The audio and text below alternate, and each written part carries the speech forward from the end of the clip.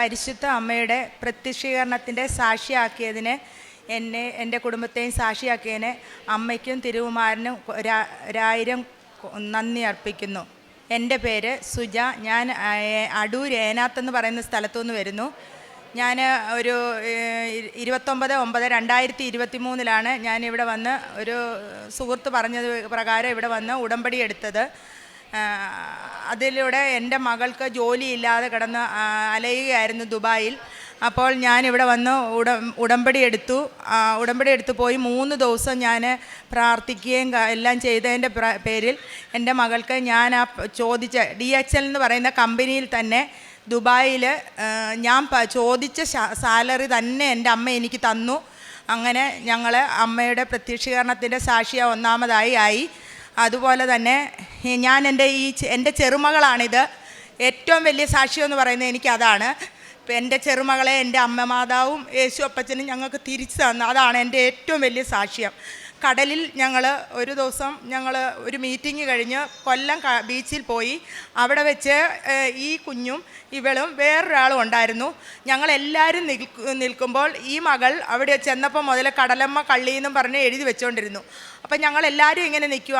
അപ്പം തിര വരുന്ന ഒരു ഇതില്ലാതെ നിൽക്കുമ്പോഴാണ് അപ്പോൾ അവർ ഞങ്ങളോട് പറഞ്ഞു, നിങ്ങൾ തിര വരാറായി കയറാൻ പറഞ്ഞു. ആ സമയത്ത് ഈ കുഞ്ഞുങ്ങളുമായിട്ട് ഞങ്ങൾ തിരിച്ചു കയറുന്ന സമയത്ത് പെട്ടെന്ന് ഒരു തിര വരികയും ഇവരെ 3 പേരെയും ആ തിര അങ്ങ് കൊണ്ടുപോയി. എന്നിട്ട് ആ തിര തിരിച്ചു വരുന്നില്ല. ഒരു ദൂര സ്ഥലത്ത് പോയി അവിടെ അങ്ങ് നിൽക്കുക. വീണ്ടും വരുന്ന തിര 3 അവിടെ വരെ വന്നു. അപ്പോഴെല്ലാം ഞാൻ എൻ്റെ അമ്മയെ മാതാവേന്ന് മാത്രം വിളിച്ച്, എനിക്കറിയത്തില്ല എവിടുന്ന് എനിക്ക് ആ ധൈര്യം തന്നെന്നൊന്നും എനിക്കറിയത്തില്ല. എല്ലാവരും യേശു അപ്പച്ചനെയും മാതാവിനെയും മാത്രം വിളിച്ച് പ്രാർത്ഥിക്കുമായിരുന്നു. അതുപോലെ ഇവളാണെങ്കിൽ ഒരുപാട് പ്രാർത്ഥിക്കുന്ന ഒരു വ്യക്തിയാണ്, എന്നെക്കാട്ടി കൂടുതലായിട്ടും പ്രാർത്ഥിക്കുന്നു. അപ്പോൾ എല്ലാവരും കൂടെയുള്ളവരെല്ലാം പറഞ്ഞു, ഞങ്ങൾക്ക് വേണ്ടി പ്രാർത്ഥിക്കുന്ന കൺമണിയെ ഞങ്ങൾക്ക് തിരിച്ചു തരണേ മാതാവേ എന്നാണ് പ്രാർത്ഥിച്ചത്.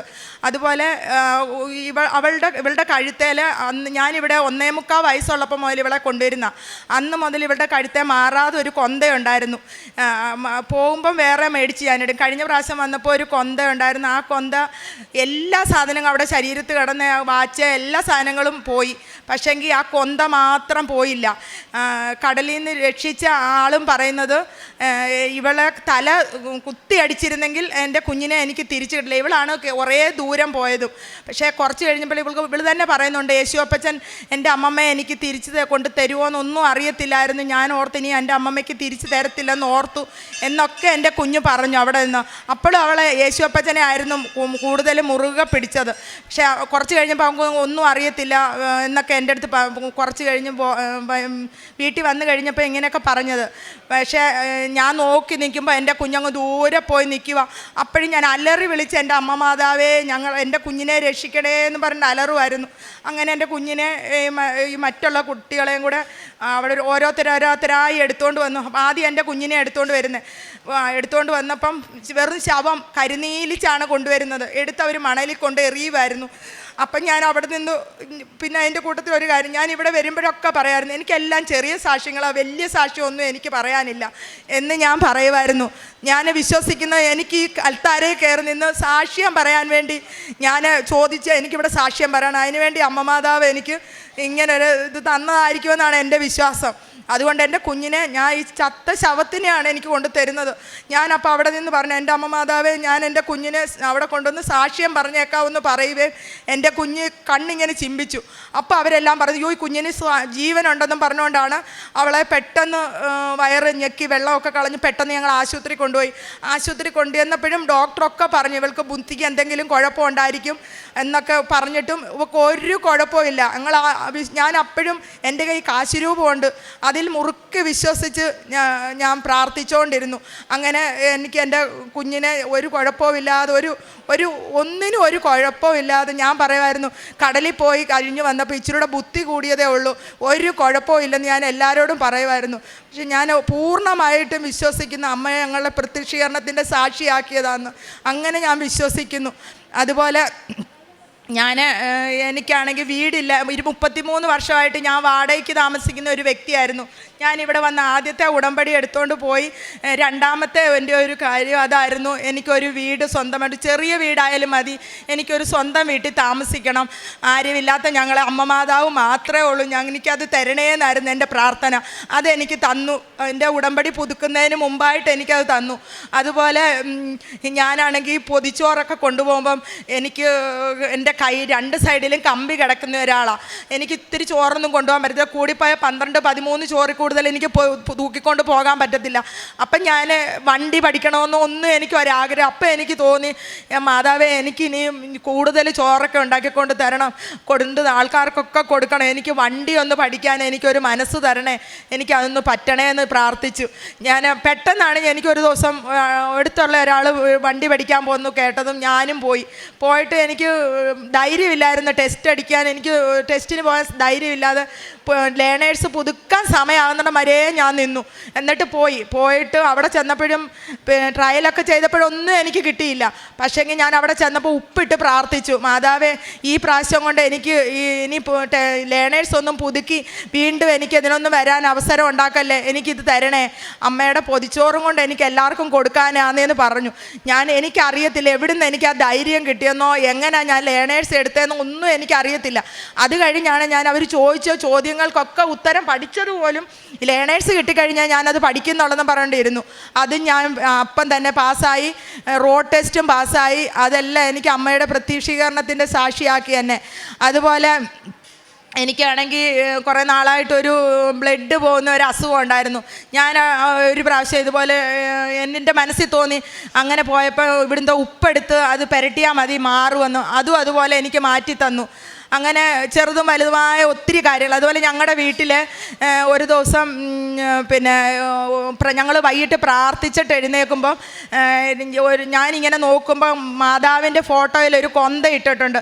അതിവിടെ കഴുത്തെ കിടന്ന കുരിശ് പോയതായിരുന്നു. ഞങ്ങൾ നോക്കുമ്പം അതിൻ്റെ അറ്റത്ത് മെഴുകുകൊണ്ടൊരു മാതാവിൻ്റെ രൂപം ഉണ്ടായി, നീല കളറിലുണ്ടായി കിടന്നത്. എവിടെ വന്നെന്നോ എങ്ങനെ വന്നെന്നോ ഒന്നും ഞങ്ങൾക്കറിയത്തില്ല. ഞാനപ്പോൾ നേരത്തെയൊക്കെ പറയായിരുന്നു, എല്ലാവരും മുല്ലപ്പൂമണം കേൾക്കുന്നു, അങ്ങനെ കേൾക്കുന്നു, എനിക്കിതൊന്നും കാണാൻ പറ്റിയില്ലല്ലോ എന്ന് ഞാൻ പറയുമായിരുന്നു. അങ്ങനെയാണ് എനിക്കതും അമ്മ മാതാവ് എനിക്ക് കാണിച്ചു തന്നു. അതുപോലെ എൻ്റെ മനസ്സിൽ തോന്നും, ഇന്ന ആർക്ക് ഇന്നത് ഉപ്പ് കൊടുക്കണം, തൈലം കൊടുക്കണം എന്ന് തോന്നിയാൽ ഞാൻ അവർക്ക് കൊടുക്കും. പക്ഷേ അവർക്കൊക്കെ എന്ത് അസുഖമാണേലും, ഒരാൾക്കാണെങ്കിൽ ഷുഗർ വന്ന് കാല് പഴുപ്പ് ഒലിച്ചുകൊണ്ടിരുന്ന ഒരു ദിവസം ഇതുപോലെ ഞാൻ മനസ്സിൽ പോലും വിചാരിച്ചല്ല അവരെക്കുറിച്ച്. അങ്ങനെ ഞാൻ അവിടെ ചെന്ന് അവർക്ക് അതെല്ലാം തേച്ച് കഴുകി ഉപ്പൊക്കെ ഇട്ട് പ്രാർത്ഥിച്ചിട്ട് പോന്നു. ഇപ്പോൾ അവർക്ക് ആ വ്രണമെല്ലാം കരിഞ്ഞു, ഒരു കുഴപ്പമില്ല. അവരെ ഞാനിവിടെ കൊണ്ടുവന്ന് ഉടമ്പടി എടുപ്പിച്ചിട്ടുണ്ട്. ഞാൻ ഏത് പ്രാവശ്യം വന്നാലും ഞാൻ ആരെങ്കിലും ഒരാളെയെങ്കിലും ഇവിടെ കൊണ്ടുവരും ഉടമ്പടി എടുപ്പിക്കാനായി. അങ്ങനെ ഞാൻ എപ്പോഴും എല്ലായിടത്തും ഞാൻ എവിടെ നടന്നാലും ഏത് കാര്യത്തിനും എനിക്ക് മാതാവിൻ്റെ കാര്യം യേശുപ്പച്ചൻ്റെ കാര്യം പറയാനുള്ളൂ. ഞാൻ പണ്ട് ക്ഷേത്രത്തിൽ വരെ ജോലി ചെയ്ത വ്യക്തിയാണ്. പക്ഷേ എനിക്ക് അതിലെല്ലാം വിശ്വാസം, ഞാനും ഒന്നും വിചാരിക്കല്ലേ, അതിലെല്ലാം വിശ്വാസം. അന്ന് മുതലേ എനിക്ക് യേശുവിൽ ഭയങ്കര വിശ്വാസമുള്ള ഒരാളാണ് ഞാൻ. അങ്ങനെ പ്രാർത്ഥനയ്ക്കൊക്കെ പോയിക്കൊണ്ടിരുന്ന, പക്ഷേ എൻ്റെ വീട്ടിലെ സാഹചര്യം കാരണം എനിക്കതെല്ലാം മുടക്കേണ്ട വന്നു. പക്ഷേ ഇപ്പം ഞാൻ വിശ്വസിക്കുന്നത് അതെല്ലാം എനിക്ക് അങ്ങനെ ആക്കി തന്നത് എനിക്ക് എൻ്റെ യേശുപ്പച്ചനെ മാതാവിനെയും വിളിക്കാൻ വേണ്ടിയാണ്, എനിക്കിവിടെ കൊണ്ട് എന്നെ എത്തിക്കാൻ വേണ്ടിയാണ് എനിക്ക് ഈ കുഴപ്പങ്ങളെല്ലാം വന്നത്. എനിക്കിപ്പോൾ അതുകൊണ്ട് ഒരു കുഴപ്പമില്ല. അതുപോലെ തന്നെ കാല് വെരിക്കോസ് വെയിന്, പിന്നെ ശരീരത്തിനൊക്കെ ഭയങ്കര കുഴപ്പങ്ങളുള്ള ഒരു വ്യക്തിയാണ്. പക്ഷേ ഞാൻ എന്തെല്ലാം ജോലി ചെയ്യുന്നു എനിക്ക് ഒരു കുഴപ്പവുമില്ല.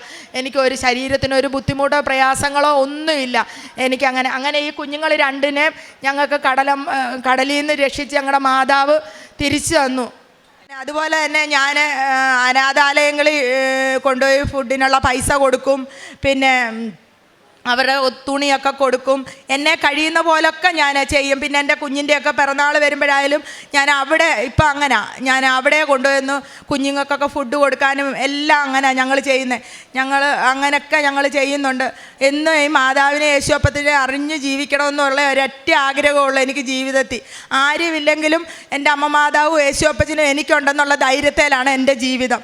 അങ്ങനെ എനിക്ക് അമ്മ മാതാവ് യേശുപ്പച്ചനും ഞങ്ങളുടെ കൂടെ ഉണ്ടെന്ന് തെളിയിച്ച് തന്നതാണ് എൻ്റെ വിശ്വാസം. ഇത് എൻ്റെ കുഞ്ഞിനെ തിരിച്ചു കേട്ടത്. ഞാൻ എന്നിട്ട് പറയുമായിരുന്നു, അങ്ങനെ തിരിച്ചു തന്നില്ലെങ്കിൽ ഞാൻ എപ്പോഴും മാതാവിനെ വിളിക്കുന്ന ഒരു വ്യക്തിയാണെന്ന് നാട്ടുകാർക്ക് മൊത്തം അറിയാം. അപ്പം മാതാവിനല്ലേ അതിൻ്റെ നാണം കേട്, ഞാനും കൂടെ കടലിൽ പോത്തേ ഉള്ളൂ, അപ്പം ഞങ്ങൾ അതോടെ തീർന്നു പോവല്ലോ എന്നെല്ലാം ഞാൻ വിചാരിക്കുമായിരുന്നു. ഇവളുടെ അച്ഛനും അമ്മയും നാട്ടിലില്ല, ദുബൈയിലാണ്. അതുകൊണ്ട് അവർ വന്നിട്ടില്ല. അവർ ഓണത്തിനേ വരത്തുള്ളൂ. ഞാൻ ഇവളെ വളർത്തുന്ന എൻ്റെ കൂടെ അവളെ ഞാൻ ഡെയിലി ബ്രെഡിൽ അച്ഛൻ്റെ പ്രാർത്ഥനകൾ കേൾക്കും. അത് ഒത്തിരി പേർക്ക് ഷെയർ ചെയ്ത് കൊടുക്കും. പിന്നെ ബൈബിള് ചില ദിവസങ്ങളൊന്നും വായിക്കത്തില്ല, വല്ലപ്പോഴും ഒക്കെ വായിക്കത്തുള്ളൂ. പിന്നെ അല്ല, പ്രാർത്ഥിക്കുന്ന എല്ലാ ദിവസവും പ്രാർത്ഥിക്കും. പിന്നെ എപ്പോഴും ഞങ്ങൾ ഈ മകളാണെങ്കിൽ ഇപ്പം അത് കഴിഞ്ഞ് ഞാൻ ഇത്രയും ദിവസം പിന്നെ അതിൻ്റെ കൂടെ ഒരു കാര്യം കൂടെ പറഞ്ഞോട്ടെ. എനിക്കാണെങ്കിൽ ഈ ഉടമ്പടി എടുക്കുന്നതിന് മുമ്പേ വരെ എനിക്കൊരു മുറിയിൽ ആരുണ്ടെന്ന് പറഞ്ഞാൽ ഒരു മുറിയിൽ കുറ്റിയിട്ടിരിക്കുന്ന പേടിയാണ്, ഭയങ്കര പേടി അങ്ങനെ ആയിരുന്നു. അപ്പം എൻ്റെ മോളൊക്കെ പറയുമായിരുന്നു, ദുബായിക്കൊന്ന് കൊണ്ടുപോകണേ, പ്ലെയിനേൽ എങ്ങനെ കയറും എന്നൊക്കെ പറഞ്ഞ് എന്നെ എപ്പോഴും കളിയാക്കുമായിരുന്നു. പക്ഷേ ഞാൻ ഈ ഉടമ്പടിയൊക്കെ എടുത്തു കഴിഞ്ഞ് എങ്ങനെയാണെന്ന് എനിക്കറിയത്തില്ല. ആ ഭയം എല്ലാം പോയി. ഞാൻ ഈ ഇടയ്ക്ക് മലേഷ്യയ്ക്ക് പോകാനായിട്ട് പ്ലെയിനിൽ കയറി. ഞാനത് എങ്ങനെയാണ് ഇരുന്നതെന്ന് പോലെ എങ്ങനെ പോയെന്ന് പോലെ എനിക്കറിഞ്ഞില്ല. അത്ര ഒരു പേടിയില്ലാതെ എനിക്ക് പോകാൻ പറ്റി. അങ്ങനെ എല്ലാ കാര്യത്തിനും ഞാൻ ചോദിക്കുന്നതൊക്കെ എൻ്റെ മാതാവും യേശുപ്പച്ചനും എനിക്ക് തരുന്നുണ്ട്. പൂർണ്ണമായിട്ട് എനിക്കറിയാം. വിശ്വസിച്ച് നമ്മൾ വിളിച്ചാൽ നമ്മുടെ കൂടെയുള്ള ആളാണ് നമ്മുടെ അമ്മ മാതാവും യേശുപ്പച്ചനും. അങ്ങനെ ഞങ്ങൾ എല്ലാത്തിനും ഞങ്ങളെപ്പോഴും പറയും, ഞങ്ങൾ അമ്മയുടെ പ്രത്യക്ഷീകരണത്തിൻ്റെ സാക്ഷിയാക്കണമെന്ന് ഞങ്ങൾ ഏത് നടപ്പിലും ഇരിപ്പിലും പ്രാർത്ഥിക്കാറുണ്ട്. പക്ഷെ പലരും എൻ്റെ കുഞ്ഞിനോടാണ് വിളിച്ച് പറയുന്നത്, ഞങ്ങൾക്ക് മുന്നേ അസുഖമാണ് മോനെ, കൺമണി ഒന്ന് പ്രാർത്ഥിക്കണേന്ന് പറയുമായിരുന്നു. പക്ഷെ ഇപ്പം ഞങ്ങൾ ഈ സാക്ഷ്യം പറയാൻ ഞാൻ ഇച്ചിരി താമസിച്ചു. അതാണ് ഞാൻ പെട്ടെന്ന് വന്ന് എനിക്ക് തന്നെ ബോധ്യമായി അത്. അപ്പം ഇന്നലെ അത്രയും ദിവസം ഇവൾ പ്രാർത്ഥിക്കുന്നില്ലായിരുന്നു. കഴുത്തേ കിടന്ന കൊന്തയുടെ മാതാവിനെ എല്ലാം എടുത്തു കളഞ്ഞു. അങ്ങനെ ആയിരുന്നു, പ്രാർത്ഥിക്കാനിരിക്കത്തില്ല, ഒന്നുമില്ല. പക്ഷേ ഇന്നലെ ഇന്ന് ഇവിടെ സാക്ഷ്യം പറയാൻ വരുന്നു എന്നായപ്പം ഇന്നലെ എനിക്കറിയത്തില്ല എവിടുന്ന ഇത്രമേ ആർക്കൊക്കെ വേണ്ടി പ്രാർത്ഥിച്ചെന്ന് എനിക്ക് തന്നെ അറിയത്തില്ല. ഇന്നലെ അതെനിക്ക് കണ്ണ് നിറഞ്ഞു അവിടെ പ്രാർത്ഥന കേട്ടിട്ട്. അതുകൊണ്ടാണ് ഞാൻ വിശ്വസിക്കുന്നു. അതുകൊണ്ട് ഞാൻ ഇന്ന് തന്നെ ഇവിടെ കൊണ്ടുവന്ന് സാക്ഷ്യം പറഞ്ഞ് എല്ലാം മാറ്റിവെച്ച് എൻ്റെ കുഞ്ഞിനെ കൊണ്ടുവന്ന് സാക്ഷ്യം പറയിപ്പിക്കാൻ കൊണ്ടുവന്നതാണ്. എല്ലാത്തിനും എൻ്റെ അമ്മ മാതാവിനും യേശുപ്പച്ചനും 1000 കോടി നന്ദി അർപ്പിക്കുന്നു. ഇനി മുന്നോട്ടും ഇതുപോലെ യേശുപ്പച്ചനെ മാതാവിനെ അറിഞ്ഞ് ജീവിക്കണമെന്നാണ് എൻ്റെ ആഗ്രഹം. അത് ഞാൻ ആ വിധത്തിലേ ഞാൻ ജീവിക്കത്തുള്ളൂ. എനിക്കതാണ് ആഗ്രഹം. നാം വിളിച്ചപേക്ഷിക്കുമ്പോഴൊക്കെ നമ്മുടെ ദൈവമായ കർത്താവ് നമുക്ക് സമീപസ്ഥനായിരിക്കുന്നത് പോലെ ദൈവം ഇത്ര അടുത്തുള്ള വേറെ ഏത് ശ്രേഷ്ഠ ജനതയാണുള്ളത്? നിയമാവർത്തന പുസ്തകം 4-ാം അധ്യായം 7-ാം വചനമാണ്. ഉടമ്പടി മക്കളുടെ ജീവിതത്തിൽ ദൈവം സമീപസ്ഥനായ ഒരു ദൈവമാണ്. പ്രാർത്ഥിക്കുമ്പോൾ കേൾക്കുകയും പ്രതികരിക്കുകയും ചെയ്യുന്ന ഒരു ദൈവം. നമ്മുടെ പ്രതിസന്ധികളിലും പ്രശ്നങ്ങളിലും നമ്മുടെ കൂടെ നിന്ന് നമ്മെ സംരക്ഷിക്കുന്ന ഒരമ്മയാണ് കൃപാസനം അമ്മ. കാനായിലെ വിവാഹ വിരുന്നിൽ യോഹന്നാൻ്റെ സുവിശേഷം 2-ാം അധ്യായം 5-ാം വചനം പറയുന്നത്, അവൻ നിങ്ങളോട് പറയുന്നത് പോലെ ചെയ്യുക എന്നാണ്. ദൈവത്തെ വിളിക്കാനും വിശ്വാസത്തിൽ വചനത്തിൽ അധിഷ്ഠിതമായ ഒരു നല്ലൊരു വിശുദ്ധിയുള്ള ഒരു ജീവിതം നയിക്കുവാനുമാണ് ഉടമ്പടി നമ്മെ ഓരോരുത്തരെയും ക്ഷണിക്കുന്നത്. നമ്മുടെ കഷ്ടതയിൽ ദൈവത്തെ വിളിക്കുവാനും വിശ്വാസത്തോടെ ഉടമ്പടി പാലിക്കുവാനും രോഗത്തിലായാലും പ്രശ്നങ്ങളായാലും പ്രതിസന്ധികളായാലും ദൈവത്തോട് ചേർന്ന് പ്രാർത്ഥിക്കുമ്പോഴാണ് നമ്മുടെ ഓരോ കാര്യങ്ങളും ഈശോയും അമ്മയും ഏറ്റെടുക്കുന്നത്. സുജാ സനൻ്റെ സാക്ഷ്യത്തിൽ നമുക്കതാണ് മനസ്സിലാകുന്നത്. വേറെ ഏത് ശ്രേഷ്ഠ ജനമാണുള്ളത് എന്നാണ്. ഉടമ്പടി മക്കളുടെ ജീവിതത്തിൽ ഈശോയുടെ അമ്മയോടും ചേർന്ന് നിൽക്കുമ്പോൾ നമ്മുടെ ഓരോ കാര്യങ്ങളും ഏറ്റെടുത്ത് നടത്തുന്ന ഒരു ദൈവത്തെയാണ് ഓരോ സാക്ഷ്യത്തിൽ നമുക്ക് മനസ്സിലാക്കാൻ സാധിക്കുന്നത്. നമ്മൾ തന്നെയാണ് ദൈവത്തിൻ്റെ ജനം, തിരഞ്ഞെടുക്കപ്പെട്ട ജനമാണ്, ദൈവത്തിൻ്റെ സ്വന്തം ജനമാണ് എന്നുള്ള ഓരോ സാക്ഷ്യങ്ങൾ നമ്മൾ കേൾക്കുമ്പോൾ മനസ്സിലാകും. സുജാ സനൻ്റെ സാക്ഷ്യത്തിലും ഈ കൊച്ചുമകൾ കടലിൽ പോയപ്പോൾ ജീവിതം നഷ്ടപ്പെട്ടു, എല്ലാം നഷ്ടപ്പെട്ടു എന്ന സമയത്ത് മാതാവെ കാത്തുരക്ഷിക്കണമേ, രക്ഷപ്പെടുത്തണമേ എന്ന് പ്രാർത്ഥിച്ചപ്പോൾ എല്ലാം പോയി എന്ന് കരുതി എടുത്തെറിഞ്ഞ ഒരു ശരീരമാണ് ഈ മകളുടേത്. നീല നിറത്തിലുള്ളൊരു ശരീരം മണലിലേക്ക് എടുത്തെറിഞ്ഞപ്പോൾ എല്ലാവരുടെ പ്രതീക്ഷയും നഷ്ടപ്പെട്ടിരുന്നു. പക്ഷെങ്കിൽ അവിടെയും ഈ സുജ എന്ന സഹോദരി മാതാവിൻ്റെ പ്രത്യക്ഷീകരണത്തിൻ്റെ സാക്ഷിയായി ഇവിടെ മകളെ കൊണ്ടുവരാമെന്ന് പറഞ്ഞത് മാത്രയിൽ തന്നെ ഈ മകൾ കണ്ണ് ചലിപ്പിച്ചു. പിന്നീടാണ് ഇവർക്ക് എല്ലാവർക്കും കൂടെ ഒരു പ്രതീക്ഷയായി പെട്ടെന്ന് തന്നെ ഹോസ്പിറ്റലിലേക്ക് ഷിഫ്റ്റ് ചെയ്യാൻ സാധിച്ചത്. പരിശുദ്ധ അമ്മയുടെ ഒരു വലിയ ഇടപെടലുണ്ടായിരുന്നു അവിടെ, സംരക്ഷണവും. ഇതാണ് പറയുന്നത്, ഉടമ്പടി മക്കളുടെ ജീവിതത്തിൽ മറ്റെല്ലാ ജനതകളെക്കാളും ശ്രേഷ്ഠമായ ഒരു ജനതയാണ് ഉടമ്പടി ജീവിതം നയിക്കുന്ന ആ മക്കൾ. നമ്മുടെ ഓരോ കാര്യത്തിലും ഈശോയും അമ്മ ഇടപെടുന്നതായിട്ടാണ് ഈ ഓരോ സാക്ഷ്യങ്ങളും ഓരോ ജീവിതങ്ങളും നമുക്ക് വെളിപ്പെടുത്തി തരുന്നത്. അങ്ങനെയാണ് ഈ മകൾ രക്ഷപ്പെട്ട് പ്രത്യക്ഷീകരണത്തിൻ്റെ സാക്ഷിയായിട്ട് ഇന്ന് പരിശുദ്ധ അമ്മയുടെ സന്നിധിയിൽ വന്നിരിക്കുന്നത്. ഭവനമെന്ന ഒരു കാര്യം 33 വർഷത്തോളവും ഈ സഹോദരി സ്വപ്നം മാത്രമായിരുന്നു. കാരണം സാമ്പത്തികമായ ബുദ്ധിമുട്ടുണ്ടായിരുന്നു. ഉടമ്പടി എടുത്ത് 33 വർഷം വെറും 3 മാസം കൊണ്ട് സമയച്ചുരുക്കത്തിൻ്റെ അമ്മ ഇടപെടുകയും ഈ സഹോദരിക്ക് നല്ലൊരു ഭവനം നൽകി അനുഗ്രഹിക്കുകയും ചെയ്തു. സമയച്ചുരുക്കത്തിൻ്റെ അമ്മയോട് നമ്മൾ ഓരോ കാര്യങ്ങളും ഉടമ്പടിയിൽ നിയോഗം വെച്ച് പ്രാർത്ഥിക്കുമ്പോൾ ഈശോയും അമ്മയും നമ്മുടെ ഓരോ ആഗ്രഹങ്ങൾ ഏറ്റെടുക്കുകയാണ്. നാം വിളിച്ചപേക്ഷിക്കുമ്പോഴൊക്കെ നമ്മുടെ ദൈവമായ കർത്താവ് നമുക്ക് സമീപസ്ഥനാകുന്നു എന്ന് പറയുന്നത് ഇതുപോലെയാണ്. 33 വർഷം വരെ 3 മാസം കൊണ്ട് ഓരോ മാസത്തെ ആദ്യത്തെ ഉടമ്പടി 90 ദിവസമാണ്. ആ 90 ദിവസം തികയുന്നതിന് മുമ്പ് തന്നെ 33 വർഷം പറ്റാത്ത കാര്യമാണ് പരിശുദ്ധ അമ്മ ഈശോയും ഇടപെട്ട് ഒരു നല്ല ഭവനം നൽകി അനുഗ്രഹിച്ചത്. അത് ദൈവത്തിൻ്റെ ഒരു കൃപയായിട്ടാണ് സാക്ഷ്യപ്പെടുത്തുന്നത്. പിന്നീടുണ്ടായിരുന്ന ഡ്രൈവിംഗ് ടെസ്റ്റ് മകൾ പറഞ്ഞതുപോലെ കൈ കൊണ്ട് ചുമന്നുകൊണ്ട് പോകാനുള്ള ആഗ്രഹം പറ്റില്ലായിരുന്നു. അതുകൊണ്ട് വണ്ടി ഉണ്ടെങ്കിൽ മറ്റുള്ളവർക്ക് സഹായിക്കാൻ കാരുണ്യ പ്രവൃത്തികൾ നല്ല രീതിയിൽ ചെയ്യാമെന്ന ആഗ്രഹത്തോടെ ഡ്രൈവിംഗ് ടെസ്റ്റിന് പോയി. പക്ഷേങ്കിൽ ഒരു രീതിയിലും ടെസ്റ്റ് പാസ്സാകുമെന്ന് കരുതിയില്ല. പക്ഷേ ഇവിടെയും not by merit but by grace, ദൈവത്തിൻ്റെ കൃപയാലെ പരിശുദ്ധ അമ്മയുടെ മധ്യസ്ഥയാലെ അമ്മയുടെ ആ സാന്നിധ്യത്തിലൂടെ ഈ മകൾക്ക് ഡ്രൈവിംഗ് ടെസ്റ്റ് പാസ്സാകുകയും രോഗസൗഖ്യം ലഭിക്കുകയും വെരിക്കോസിൻ്റെ അസുഖങ്ങളും മറ്റസുഖങ്ങളെല്ലാം ഉടമ്പടി വസ്തുക്കൾ ഉപയോഗിച്ച് പ്രാർത്ഥിച്ചതിൻ്റെ ഫലമായിട്ട് രോഗസൗഖ്യം ലഭിച്ചു എന്നാണ് ഈ മകൾ സാക്ഷ്യപ്പെടുത്തിയത്.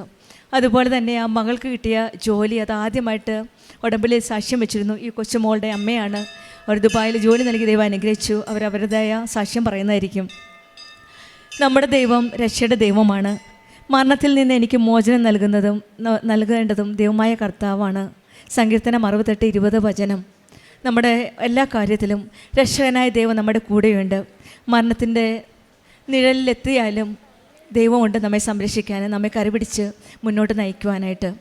ദൈവമേ, ഞാൻ വിളിക്കുമ്പോൾ എൻ്റെ പ്രാർത്ഥന കേൾക്കണമേ എന്ന് നമുക്കിന്ന് പ്രാർത്ഥിക്കാം. നമ്മുടെ കൂടെ നിൽക്കുന്ന ദൈവമാണ്. നമ്മളെ ഒരു ശ്രേഷ്ഠ ജനതയാക്കിയ ഒരു ദൈവമാണ് നമ്മുടെ കൂടെയുള്ളത്. ആ ദൈവത്തോട് കണ്ണീരോടെ പ്രാർത്ഥിക്കുന്ന ഓരോ കാര്യവും ഈശോ ഏറ്റെടുക്കും. കാരണം പരിശുദ്ധ അമ്മയാണ്. കാനായിൽ വെച്ച് അവർക്ക് വീഞ്ഞില്ല എന്ന് പറഞ്ഞപ്പോൾ നമ്മുടെ ഓരോ കാര്യങ്ങളും, നമ്മൾക്ക് വീടില്ല, ഭവനമില്ല, കുഞ്ഞുങ്ങളില്ല, ജോലിയില്ല, നമ്മുടെ എല്ലാ ഇല്ലായ്മകളും പരിശുദ്ധ അമ്മയുടെ സന്നിധിയിൽ വന്ന് പ്രാർത്ഥിക്കുമ്പോൾ ഈ അമ്മയാണ് ഈശോയിലേക്ക് നമുക്ക് വേണ്ടി പ്രാർത്ഥിക്കുന്നത്, മധ്യസ്ഥം വഹിക്കുന്നത്. ആ അമ്മയോട് തന്നെ നമ്മുടെ എല്ലാ കാര്യങ്ങളും കണ്ണീരോടെ നമുക്ക് സമർപ്പിക്കാം. ഈശോയും അമ്മയും നമ്മുടെ കൂടെ ഉടമ്പടി ജീവിതം കൂടുതൽ തീക്ഷ്ണതയോടെ, കൂടുതൽ ആത്മാർത്ഥതയോടെ, കൂടുതൽ സ്നേഹത്തോടെ മുന്നോട്ട് നയിക്കുവാൻ സഹായിക്കട്ടെ എന്ന് പ്രാർത്ഥിക്കാം. സുജ സന്നനും കുടുംബത്തിൽ ലഭിച്ച ഈ വലിയ അനുഗ്രഹങ്ങൾക്ക് നമുക്ക് കരങ്ങളടിച്ച് ദൈവത്തെ മഹത്വപ്പെടുത്താം. യേശുവേ നന്ദി, യേശുവേ സ്തുതി, ആവേ മരിയ. അത്യപൂർവ ദൈവാനുഭവങ്ങൾ ഇനി നിങ്ങൾക്കും സ്വന്തം. ഈ യൂട്യൂബ് ചാനൽ ഇതുവരെ സബ്സ്ക്രൈബ് ചെയ്തിട്ടില്ലെങ്കിൽ ഇപ്പോൾ തന്നെ സബ്സ്ക്രൈബ് ചെയ്യുക. ഈ വീഡിയോ ഇപ്പോൾ തന്നെ നിങ്ങളുടെ സുഹൃത്തുക്കൾക്ക് ഷെയർ ചെയ്തുകൊണ്ട് കർത്താവിൻ്റെ പ്രേക്ഷിതരാകുക.